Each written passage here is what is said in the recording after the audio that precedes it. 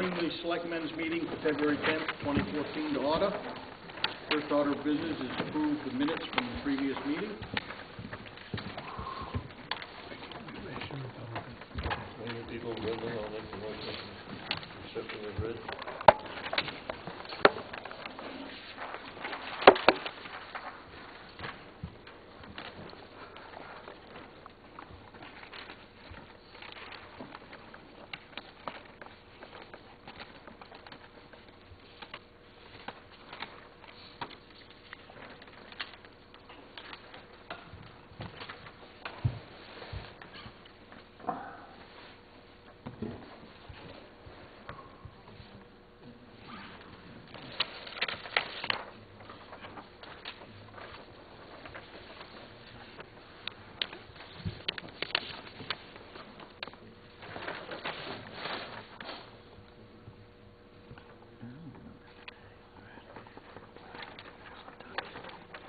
Must be coming right on.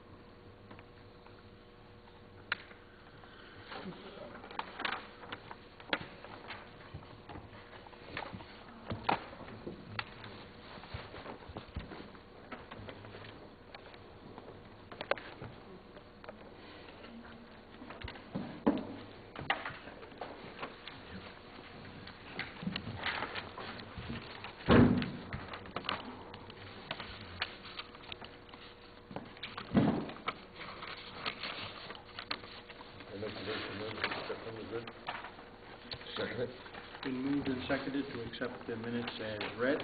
All those in favor? 3 in favor, none opposed.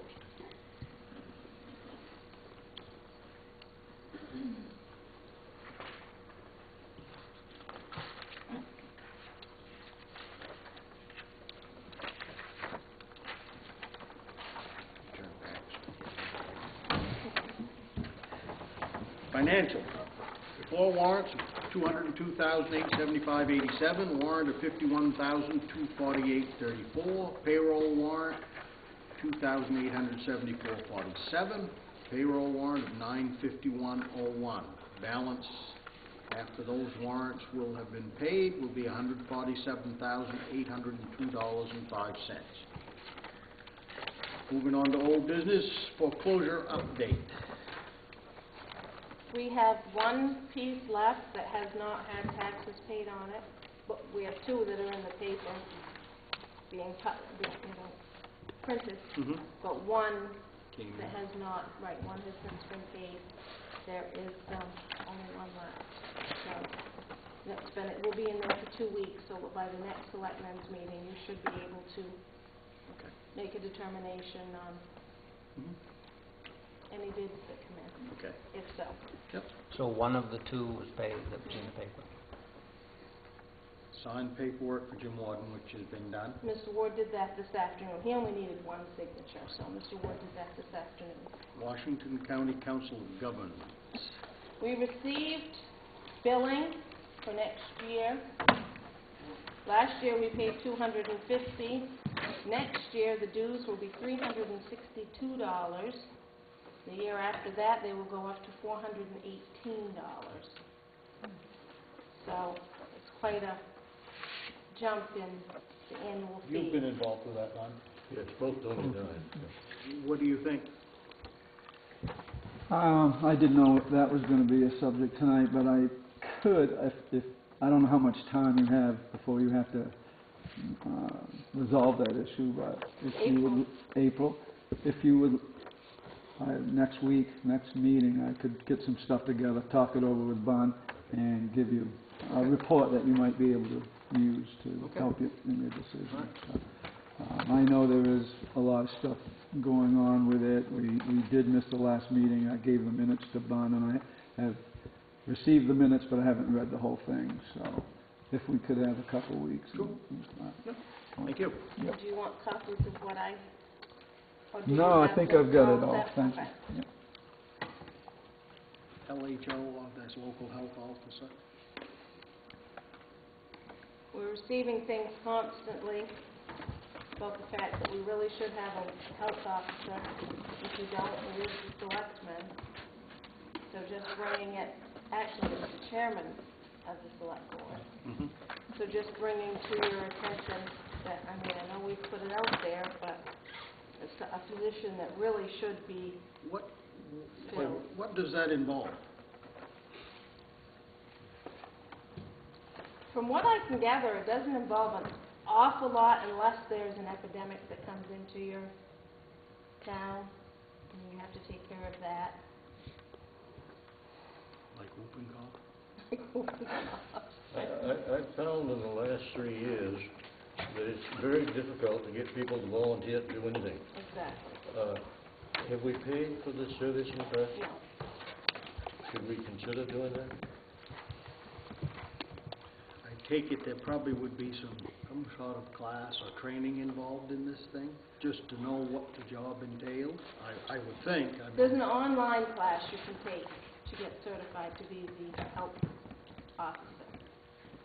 So perhaps in the budget meeting, maybe consider that into wages for stipends for. that'd be a good idea. Unfortunately, I mean, it's got these guidelines, and I don't know how you make people take the job. Last time, I sent letters to a couple of nurses in our area, and none were interested.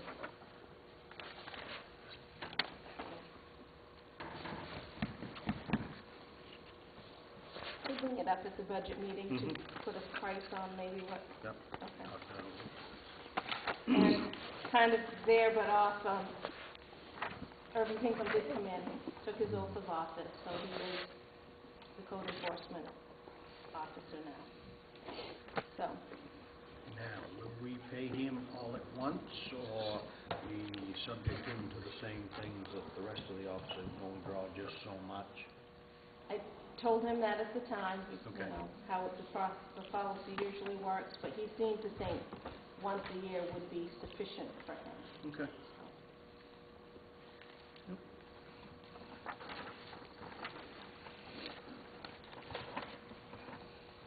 Now that we have one, I think probably there will be a price tag attached to that besides his salary. You got an idea, just like the stray cats stuff. We have a lot of He stray seems to cat money find some coming in. stray cats. Did we discuss mileage if he has to transport, or does he do that? For what? You mean- if he has to transport animals? We pay him for that now. We pay him. We have to pay him. Yeah. And that's something that, again, at budget time Right. will need to be discussed for another year because that's costing a fair amount of money. Any other old business?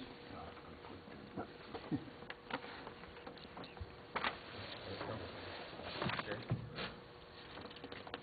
Yeah, we don't know if this is old business, but it's under the merger of the fire department timeline. Okay.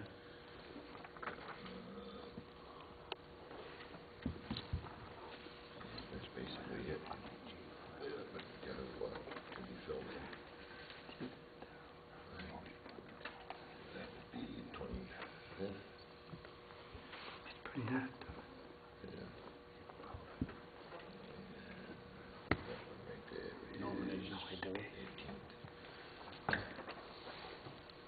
Has a date been set for that council meeting last Wednesday? Oh, no, we had the meeting. Oh, you did? We ended up having the meeting, yeah. Oh, you did? have it? Yeah. Yeah, he emailed said they were gonna have it now, so. I never got word, and I probably wouldn't come anyway. No. I ended up down to ER until 8:30 that night. Oh, jeez. Yeah, I'm sure that Dave's got some information on it. I'm assuming you guys will present what you want in the town report as how the warrant articles to be worded. Yeah, that's, Oh, you have a rough draft? yeah.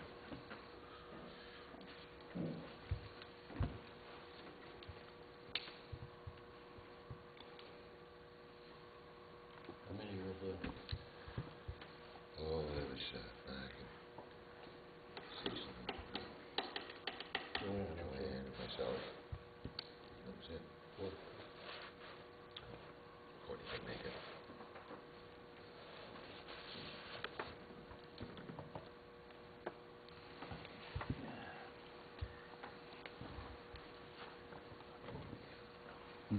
This is what Columbia's gonna put back. Right. Okay. Yeah, and that's about what they, So, yeah, like that.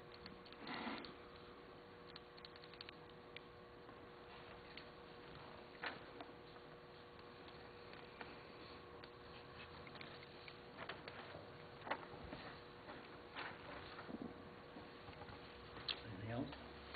Okay. We'll move on to new business, right to know policy. I've had plenty of opportunity as of late to have to refer back to our right to know policy. And the one that we had that was signed, it's been quite some time now, has a lot of things that are either out of date, against state law isn't necessarily what I'm looking for, but Just not up to. the not state up law. to, because things have changed a lot. The policy was signed in 2010. Laws have changed quite a bit since then. It was stated that you could charge $10 an hour for research. That's been raised as of August to $15 an hour that you could charge people. There's different policies. Back in, when this one was signed, it said that people had to put things in writing. State law says they do not have to be in writing.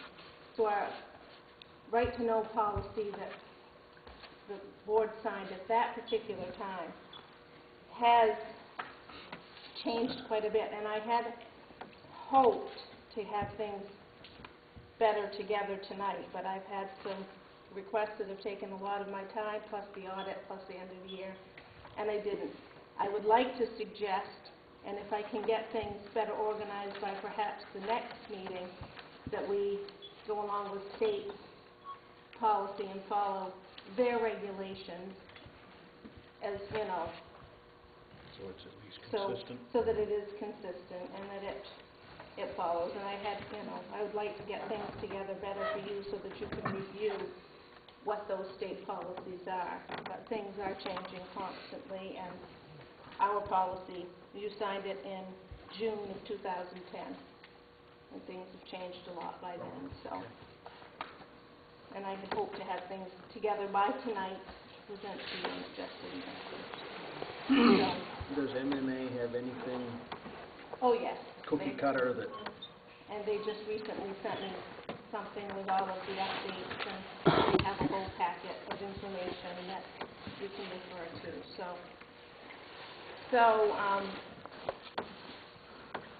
That's one of the things that we're not currently doing, that we should be doing more of, is charging for research hours. I'm spending a lot of my time, town office time, when I should be working on town office projects, looking up stuff. And if we could recoup some of that cost of what taxpayers are paying me on my salary to look up by collecting that $15 an hour, then I think we'd really, help offset some. So, one of the things, too, that's not totally in compliance, anybody who is an elected officer or official is supposed to take the right to know training and sign off from that within so many days of being elected into their position. And we have some people that have not done that, so we need to update those files, and I have quite a few, but there are a few people who do aren't. they have an online thing that you look at, or just a pamphlet that you They look have at? an online thing that you can refer You to. say that should be done before they're elected? As within a certain amount of time after. Appointed individuals Okay. don't have to, but elected, you do. So I have a file with the people who have completed, but we have some who have not, so we need to update that and get people all on board with that, so. No. Okay. So I will try to have that for next meeting, so that we can, I think, going with state regulations is probably the easiest thing to follow since they change so often. Makes sense.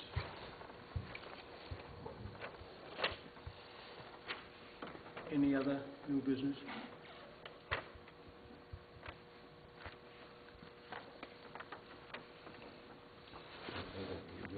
No? Okay, we'll move on from new business to offices and committees. Mike Daly, Sand and Salt Building. Coming up on annual town meeting, and I would like to put an article in the town warrant to see how the town feels about borrowing the money to build a sand and salt building. But I would like it only to do that if it's at the blessing of you selectmen, because I feel if it's not, I'm kind of beating a dead horse, because if people ask your opinion, well, you are the head of the town and you feel it's not warranted, then probably they won't vote for it. I'd like to have your opinion, I guess, is what I'm looking for right now. If we should follow through with this and see how the town feels, or we should back off and wait till a later date. I have a question, Mike. You've been concerned about this for quite some time. Is there a reason for your big concern? My concern is that County Concrete's had the snowplow contract for quite some time, and they may continue having it for quite some time more. I don't know that. The only problem is if they should happen to back out of it or request more money, if it goes up to the bid, I'm saying, and someone else gets it, then the town is going to have to come up with a spot to put it. We need a registered place, which we have the spot. The pile would have to be covered by some means, either sprayed with a tar substance, covered with a tarp, or a building. So we need to prepare for that ahead of time, I feel. We don't need to build a building now. I mean, that would be the perfect scenario. Morrow confronted me the other morning, and he is stating something about him or County Concrete, or I don't know who he's talking about, building a building for several towns. I have an issue with that because it limits your abilities to put things out. If he owns the building, then it kind of excludes him to bid on it, I feel. But, I mean, this is something that you fellas have to decide. I would like to see the town have their own facility so that we are open to other bidders. If he did that, how would he monitor whose sand and salt is whose? I don't know. All I know is what the state has done. I cover a very large region, and there's 3 facilities that have tried to go together with other towns. The closest one I know of, I can give you a for instance, is Jonesboro and Wilkes Bluff. They tried to combine their forces and build one building to save money. They ended up combining their land, but not their buildings. They've got 2 separate buildings. And it was cheaper and better. It's concerned by the Pete Coughlin is the head of the state that coordinates all of these buildings for the different towns and so forth. And they got some subsidy money for theirs, which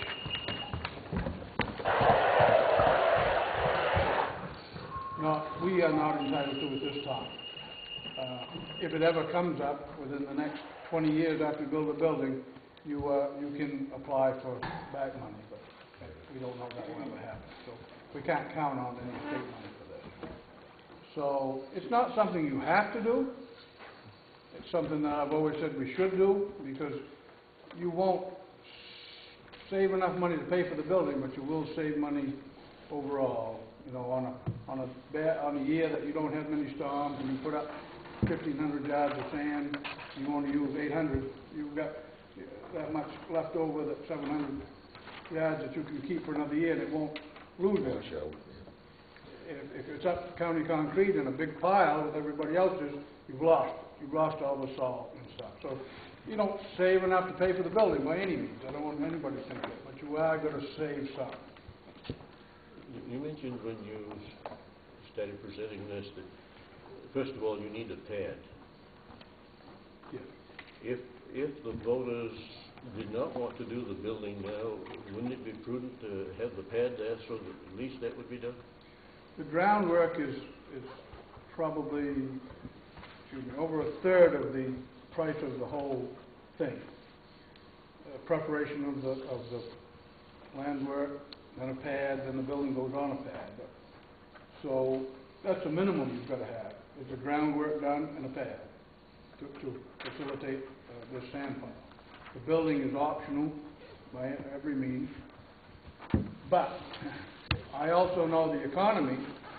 Right now, a building would be much cheaper than it may be 10 years from now. A lot cheaper than it would have been 10 years ago. So, I don't know. That's why I want the blessing of at least to put it in an article to present to the town to see how they feel. You're talking approximately $300,000, which is approximately between $18,000 and $20,000 a year for 20 years. Gone to interest rates, gone to everything. So it is substantial. You know, it's a big investment. I can only put it out there. I've done the legwork to get the figures, do the stuff, and it's up to the town. The end result's up to the town. Was there any difference? Did they give you a preferred building type? The arch. The arch type The arch versus is just a regular? Right, and I guess it's what they found is the most best construction for what we're doing with it, to get your height of your building and your design, your architectural design and structurally best design. I mean, they tried the domes, they've tried the Cherryfield has got the regular type. You know, Cherryfield's had problems with the... That's a top load with bottom unload, right? Yes. So, I mean, there is other scenarios. I'm not saying this is the only one, but when you go to the experts to get this opinion, that's what you get is what they feel is the best. I'm not saying it is. Now, that day we were up there in the field and talked, they pretty much said, we kind of thought that a one-way in, one-way out building was the best for that site. And he agreed when you got up there and it was cold. Yeah, cold and windy. Yeah. That was frost wall building? It's a frost wall with it has to be an 8-foot wall. Yeah.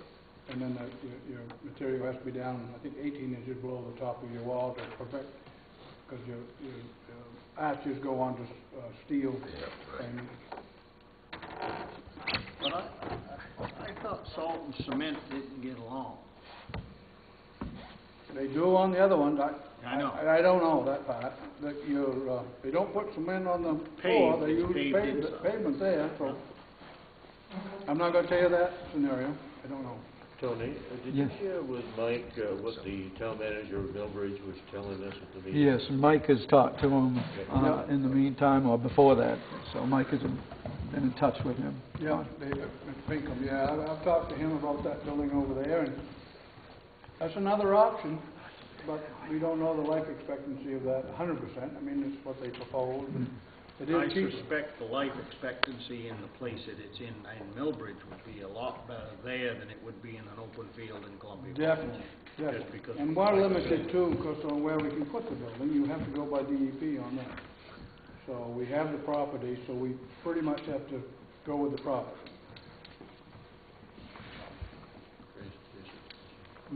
I have a question for Mike, if it's all right. Mike, at one time you said there were different tiers, and we were like on a second or third tier. We weren't as important as somebody along the shoreline. Priorities, yep. Priority, that's what it was. Where are we on that priority? We're still the same. We're priority 4, which at this time, does not justify any state revenue money for that, because they don't care about us, or whatever you want to say. It's not a priority. We don't qualify for any money on that. They care about us enough to mandate that we should have one if we need one. They only mandate that you have to cover it. You have to put it on a pad and cover it. That is mandated. You're never gonna keep a tap on it in that location. No, they have a spray-on that doesn't work that well, but it satisfies them. It's just for water quality, it's to contain the salt. Where it is now is grandfathered. We can keep it there forever. You know, tomorrow, if County Concrete has that bid forever, we're good, we're golden. I'm only trying to think ahead. But a year that we have surplus, we'll lose the material. Yes, Yeah. yes we are. I mean, this year we probably won't. No. The last few years we've lost, and I'm only guessing. I mean, Brian tries to keep me informed on what we've used, and probably over the last 3 years we've lost 1,000 yards of sand and salt, which is, it's quite a bit, but not enough to pay for a building, but it's quite a bit of money. And Well, how much does that 1,000 yards cost us?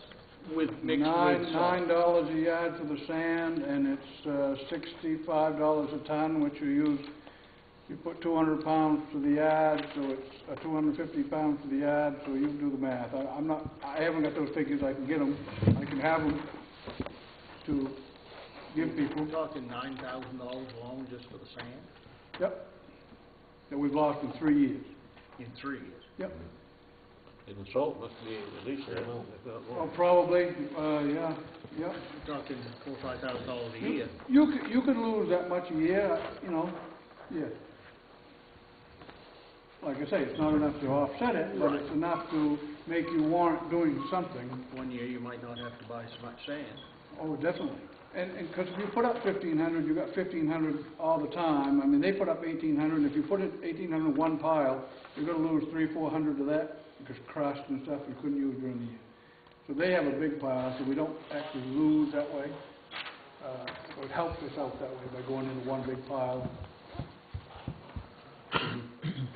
All I want to do is ask the people, but without having you guys on board, you know, doesn't make a lot of sense to ask them, because they're going to go by actually what you people think too.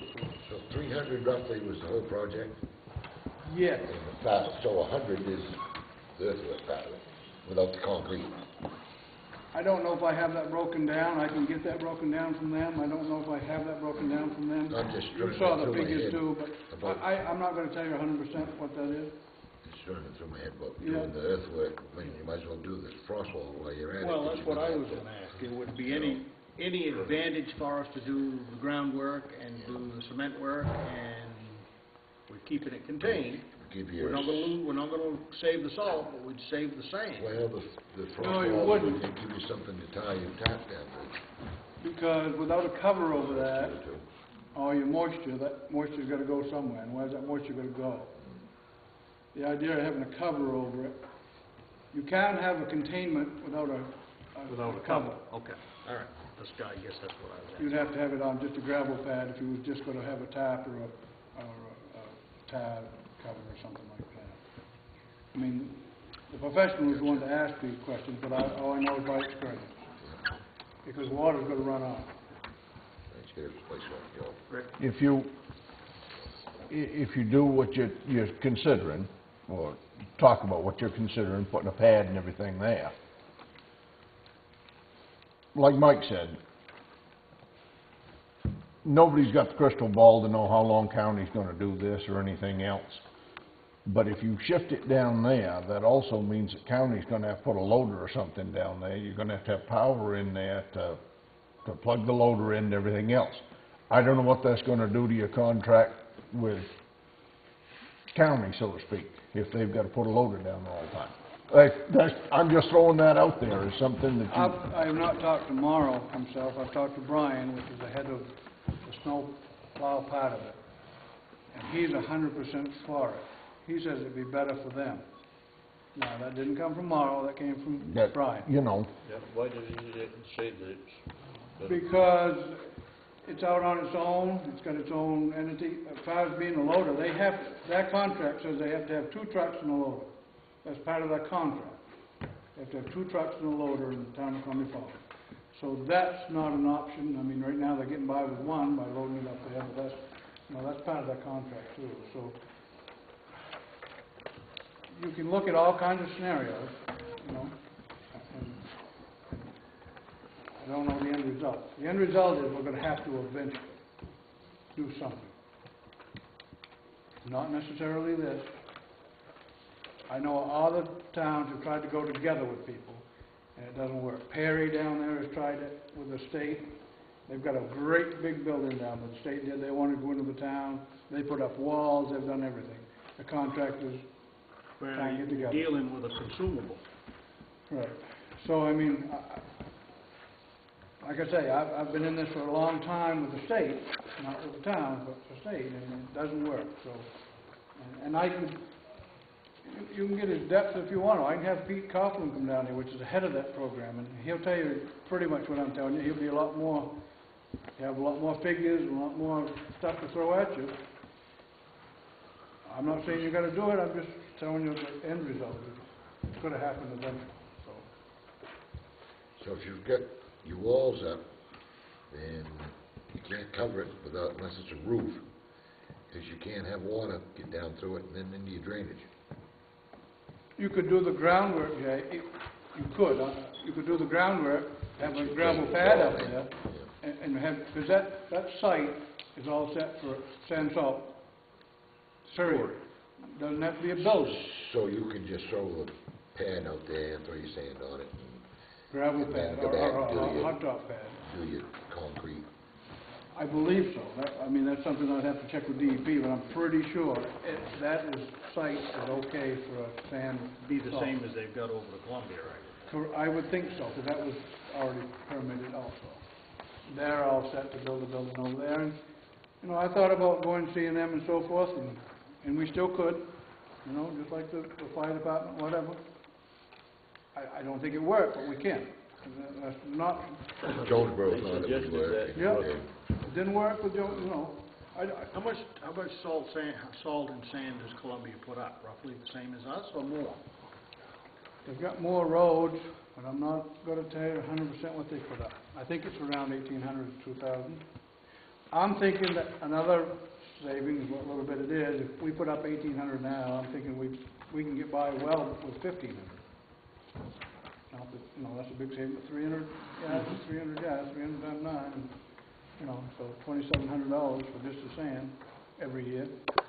Because I want to downsize the sand, not upscale it, because just like the state, they've gone to all salt, we can go to more salt, you can still save money later on. And it's going to be forced to, they're going to be forced to that, especially downtown.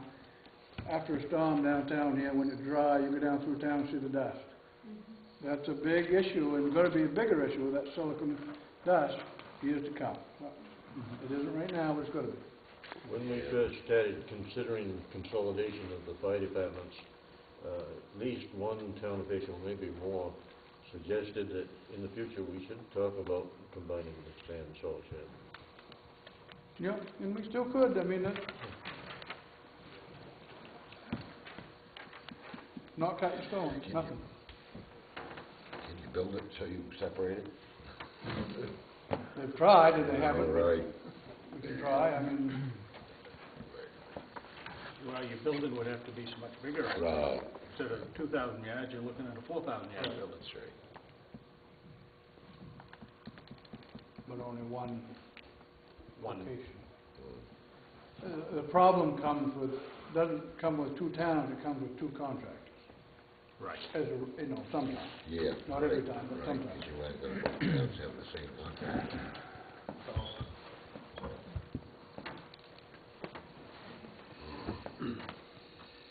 There is one cost that we haven't talked about.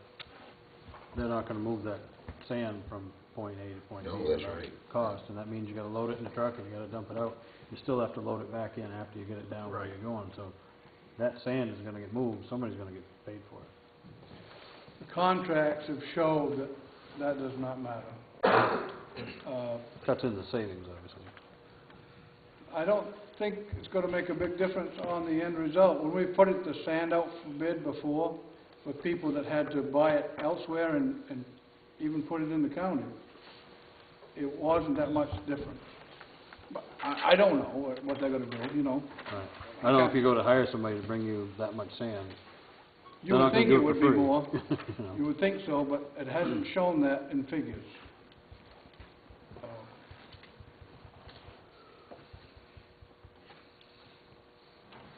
I can put the article in or not. If you say not to put it in, don't worry about it, I guess I won't. If you say go ahead and see what the town people say, I will. What do we have, what did he say we had left at that account, 47? I don't remember. Because we spent about 10. 10. And it's still, the second phase of that is gonna cost another, I'm not gonna tell you the figures, I haven't got them with me. The other part of CES's contract for doing the bid work, monitoring it, inspections and stuff is more than the first part. Right.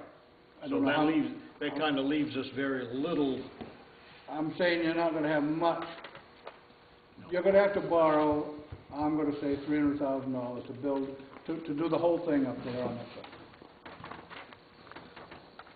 And that's less than what they proposed, because the building could be less than what we asked for $1,800, and I'm thinking going down to the $1,500 is gonna take it down to around $300,000.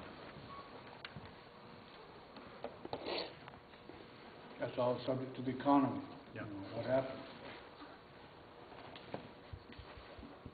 I haven't got a quote from the bank, but just doing it in my head,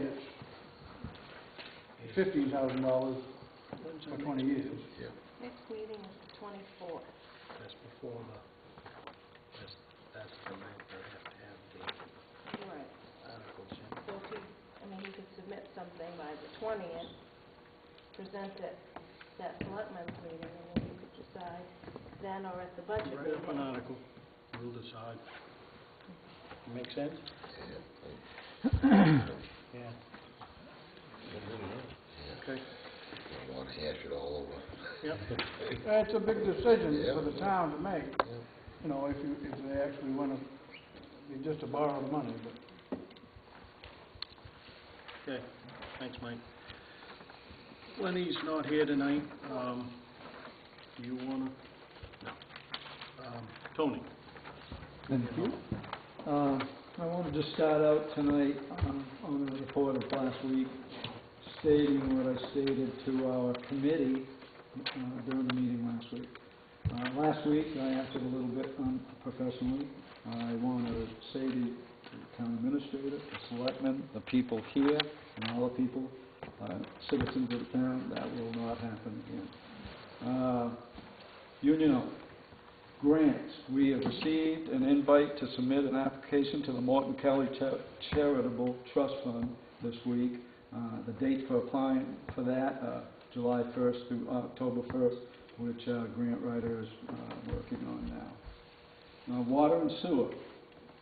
We have established a subcommittee to concentrate just on the subcommittee of our committee, took a couple of people, just to concentrate on the water and sewer hookups. Talked it over a little bit tonight with Mike. I might need his help if we have to go across the road or whatever. And we'll have our first meeting on that this week. Interior Phase 1, all completed, went down, looked it over, all the frame up is done, looks great, and very happy with that. We also created a subcommittee this past week to start work on the bid proposal to do the completion, the sheetrock, the insulation, the piping, and electrical work. So that meeting will be held this week also. This week I talked to the Down East Correctional Facility, touched bases with Tim Cobb down there. Discussed getting his crew back this summer in regards to pointing the foundation, hanging up the shutters that they restored over last winter, installing the historical plaque that we had, and painting the new construction when we're done inside. He said he looks forward to coming back here to Columbia Falls, always enjoys it, and we are on his list. So he'll call when he gets here. This is a new item. something that I've been talking to the committee about for a while, and we passed it over a little bit more this week. It's Future Events Committee.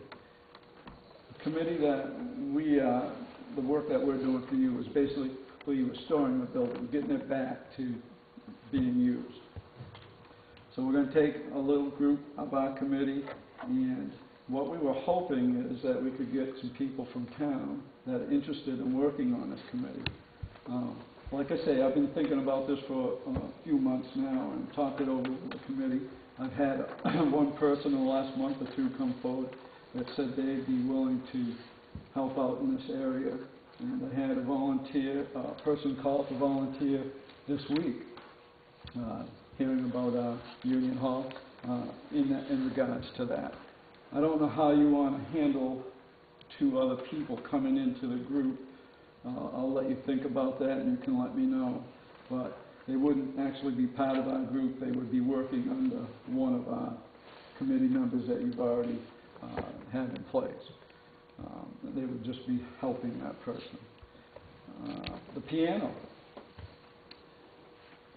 I came forward in front of you to ask about the money to have the inspector look at, piano inspector, whatever he is, look at it, but Mary Lamel and I have both looked at the piano, and we're pretty pleased that we think we can save the town some money of having this guy just come up to say, yep, it needs a tune-up, and it's not a bad piano at all. It's dusty and dirty, but can be cleaned up, and I think it'll suit our purpose well, and so we've decided we don't really need to pay this guy. It'll save the town some money, and John will keep it there for us for now, and if he has to move it, our thought is maybe we could move it into the old fire station, back room, if he has to get it out of the way, because we don't want to put it in the room until the floors are done up there. So that's where the piano stands.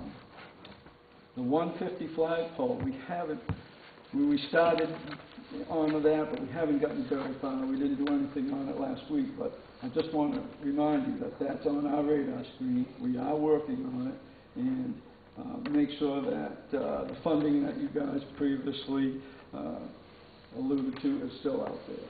So just letting you know that we are still working on that. The last thing, we don't have it on your sheet, is something we talked about during the town meeting, and I'll write something up if you want to do this, but we'd like to come up with a letter of appreciation to Mr. Rick Campbell for all the years he's been the clock man down here. He climbs up that ladder inside that. It's pretty dangerous, and he does it. I know he gets paid for it, but it never hurts to tell somebody they're doing a good job. So if I write something up, I can pass it on to you, and you can present it to him at the... Maybe a certificate? Yeah, I'll come up with something, and I'll work with the town administrator maybe on that, too. And that's all I have. Oh, the next meeting will be February 20th at my house, 6 p.m. That's all I have. Any questions?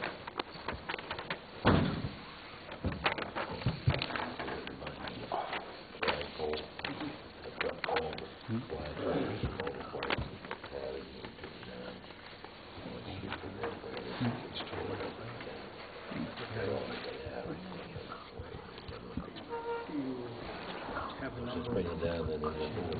Have a number of flags. Well, they will. But I But we mean, gotta, yeah. find out how many we need, because we should order them. Well, a couple of those are still in the closet. Well, because some of them were So changed. Wayne would have to- Those are the ones that get rid of the stuff. Okay. But when we get, so we know where they're gonna go. Okay, we'll move on to citizens. Richard Farnsworth.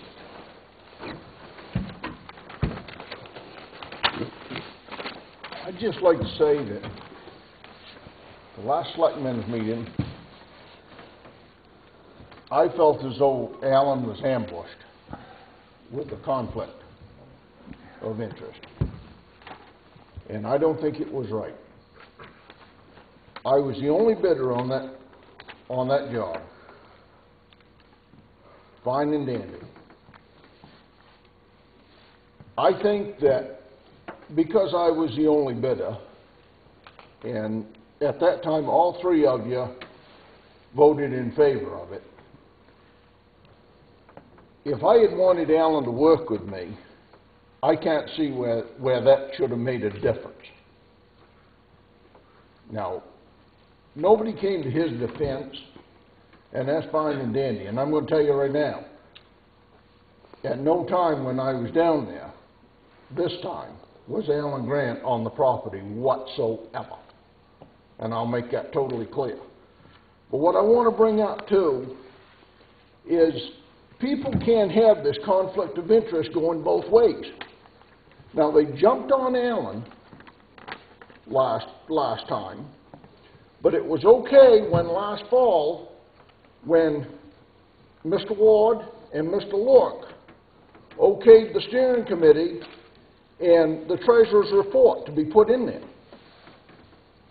And I find that, personally, to be a conflict of interest. Because at one point, Mr. Ward voted and then said, well, I better abstain, and then when Alan wouldn't vote, well, I guess I got to vote then. And you were on that committee, Ron. That's just like voting yourself a raise as far as I'm concerned. And I know there was no money involved. I'm not saying that whatsoever. But I'm just saying that, you know, you can't have this stuff both ways. And people should realize that this is a small town, and, you know, work has to get done.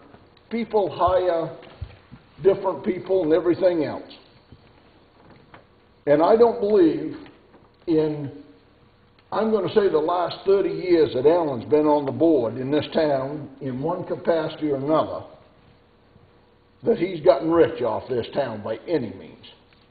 And I don't think you'll find anybody here that really should think that. Alan's done a great service to this town. Thank you.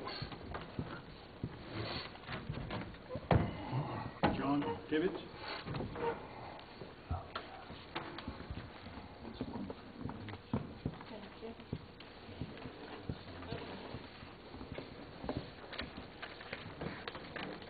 There's nothing to say on number one, you've done it. Number two, I brought to your attention at one of your previous meetings the need to examine legal requirements for eligibility to vote in a town meeting. And with our annual meeting only a few weeks away, I'm wondering what you have found out in that regard and what plan you have to safeguard the voting to the legal voters in our upcoming town meeting.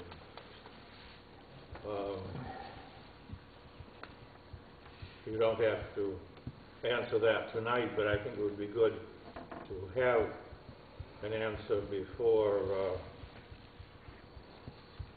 sometime before the next town meeting. I have an answer tonight, if you'd like me to share. In order for a person to qualify to vote in any election in a municipality, they must be a citizen of the United States, must be at least 18 years of age, must have established and maintained a voting residence in that municipality, must be registered to vote in that municipality, must be enrolled in a party in that municipality in order to vote in the caucus. The Section 112 provides that the residence of a person is that place where that person has established a fixed and principal home in which the person, whenever temporarily absent, intends to return.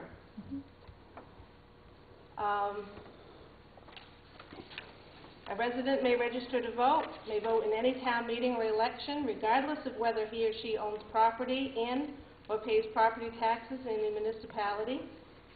The registrar has the executive power to make the initial determination whether an applicant meets the qualifications required by law.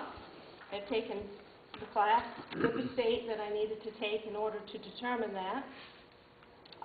People can register to vote the same day as an election, or as registrar has to be available. If you are going to vote, do it through the mail, it has to be ahead of time, but if you're in person, you can register right up until that day. Let's see what else, but I have a whole bunch of information, so I feel very confident that when town meeting comes, as I've felt in the past, that those who voted are legal voters. I would like to continue at town meeting this year with what we've recently started and practiced a little bit of, having people sign in when they come in, so that you're not just scanning the crowd to see who can vote. They have to come up, give their name like you do with an election, to make sure that they are a registered voter, get the card. I'd like to, we've played around a little bit with that at some smaller meetings, and I feel pretty confident that we're ready to do that at town meeting to ensure that we have registered voters. Thank you, Nancy. You're welcome. I appreciate your spending the time to look that up. Then I would understand that residency is a basic requirement. Someone must live in this town. They only have to have if they don't live in this town, they have to have the intention of returning to this town. So if they've been away 40 years, Yeah, as long as they intend to return to this town. I question that seriously, because residency, I have read the law, I have it here. I think residency is the basic requirement, but the law is, I will admit, very confusing when you go on to look at that. All of the clauses and paragraphs and all to do with that, but it seems to me I would question a person living away and coming here to vote. But from what I can gather, the biggest thing that the state wants to make sure is that people vote in one place. Wherever they determine their residency to be, it's pretty much in one place. And it also needs to be challenged at that time, if somebody has a challenge at that time, after the fact. Well, I'm not challenging anything, I'm Right, just saying. And there is a lot. Residency means different things with registering vehicles than it does with election. There is no definite, from the research that I've done on residency. So it is generally the place where you register your vehicle. That is mentioned in the voting law. And it's mentioned that a post office box can't be used as as a proof of residency. But shall I go on, Mr. Chairman? Yes. A post-audit report must, as required by law, contain, among other things, the auditor's comments and suggestions for improving the financial administration. Therefore, I want to request a copy of that, citing the FOAA, state and federal, once it has been received by the town. The last item, I would like to clarify a possible misconception of what I said at the last Selectmen's meeting when I challenged the process for soliciting bids on work to be done at Union Hall. In the first place, I was challenging the process and not the bid submitted by Mr. Farnsworth. Mr. Farnsworth has done excellent work for Brian and I in past years, and I certainly would recommend. I took no offense at that, Johnny. Well, I wanted to make sure you didn't. No, I took no offense because I meant none. And also, I need to say that I'm always happy to see restoration work being done at Union Hall. I have always been supportive of that. Questioning does not mean disliking or being against something. No one in the public arena is above questioning. That's the beauty of a democracy, or one of the beauties of a democracy. I have two simple questions. One, has the current construction inside Union Hall been approved by the State Preservation Office as meeting the Secretary of the Interior standards for historic preservation? I only ask that because I'm concerned that about the hall and its status on the National Register of Historic Places. And the other question I would ask is if the roadway from the street level to the level where the handicap ramp is accessed has been certified to meet ADA standards. I don't think the roadway has to meet standards, does it? Isn't it meant to be driven up to the ramp? No, I believe it does meet the standard. It's a 1 in 12. It does 1 in meet the 12. standard. Actually, Things it's are below real. the standard. I think we stated that a couple times at this meeting, and That's the roadway itself. that's correct. Well, roadway, walkway, whatever you want to call it, because really it's not a roadway. It wasn't. It's actually wider than what we had talked about doing. It's wide enough for a vehicle, but it wasn't meant for vehicular traffic due to concerns of people going in the river up there. But it's less than ADA. When I say less than ADA standards, meaning ADA standards call for 1 in 12. In other words, for every 1 foot of travel, you can only move an inch. And that right there is less than that. Well, my concern, I guess, is twofold. One, that I would hate very much to see, I mean, I know that ADA requirements require that a handicapped person be able to get themselves to the location of an event and get themselves into the event without any help from anyone. And I don't think that's possible down there. And that's my concern.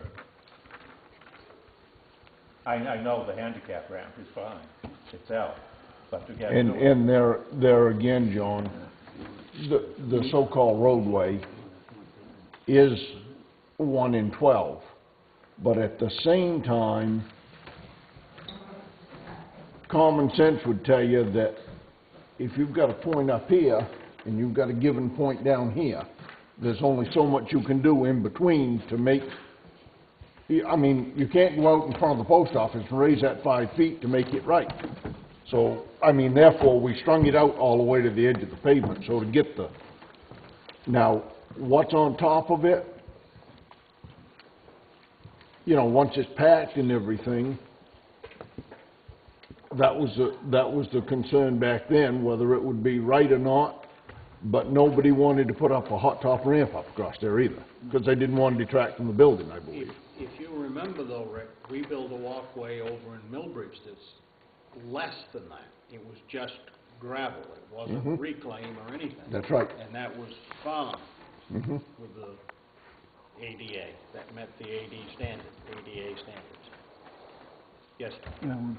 As stated here before, we're going to widen that, and we have Robin Grant gave us a quote on what and I gave you fellows a quote on that. And he's also going to put reclaimed tar on that to make it a harder surface and a much easier surface to use. Mr. Chairman? Yes. By making the road, by making the, whatever it's called, wider, I would assume then it's being widened so a vehicle can travel up there. And I would certainly, I don't believe that's ever going to be ADA compliant to put the handicapped person up over the river with the chance that they're going off over and into the river.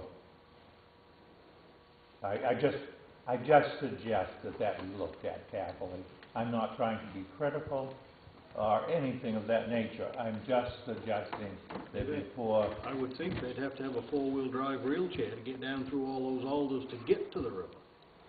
I'm talking about a vehicle going up there, because if the path or road is being widened, I presume it is for vehicular traffic up there, and I don't know, my only point tonight, it's not a criticism, it's a, please check it out, get it ADA inspected before you spend more money on it. Yes, Tom. One of the intentions that the committee and the recommendations to you folks is that we have it wider, so in case an emergency vehicle has to get in, and we wouldn't have to haul somebody down the steps. They could come out the emergency door or the handicap door. Anything else? We're open to a motion to adjourn. Nothing else? Make a motion that we adjourn until February 24th. No. Yeah. Look at it. I'll second the motion. Been moved and seconded to adjourn until Monday, February 24th, 2014. All those in favor?